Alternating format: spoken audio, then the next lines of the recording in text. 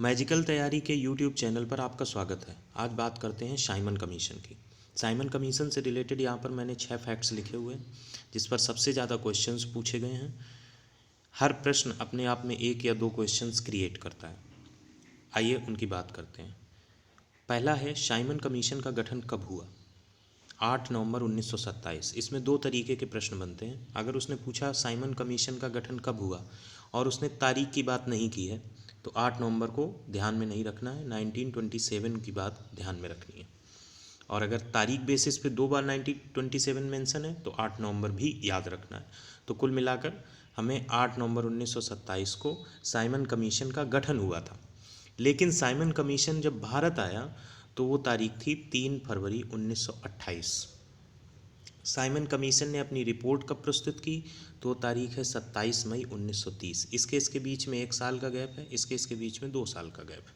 Simon commission में कितने सदस्य थे? 7 सदस्य थे, जिसमें साइमन कमीशन खुद भी शामिल थे। साइमन कमीशन भारत आया उस समय भारत के वायसराय कौन थे? Lord Irwin.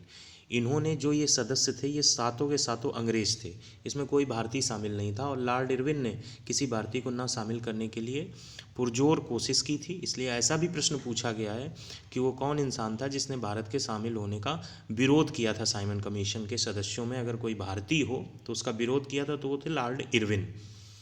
साइमन कमीशन के विरोध में साइमन गो बैक का नारा किसने दिया था? बहुत इंपॉर्टेंट है, यूसुफ मेहर अली ने नारा दिया था। बाकी लाला लाजपत राय, बाल गंगाधर तिलक, ये सब लोगों ने विरोध किया था, लेकिन साइमन गो बैक का नारा दिया था यूसुफ मेहर अली ने। तो साइमन कमीशन से रिलेटेड यही 5 से 6 क्वेश्चन बनते हैं जो बहुत पूछे जाते हैं, जिनमें सबसे ज़्यादा इंपॉर्टेंट लॉर्ड इरविन है और साइमन कमीशन भारत कब आया या रिपोर्ट कब प्रस्तुत की, ये 3 और ज़्यादा इंपॉर्टेंट हैं। हालांकि आप सारे याद रखिए, साइमन कमीशन से रिलेटेड ये क्वेश्चंस थे।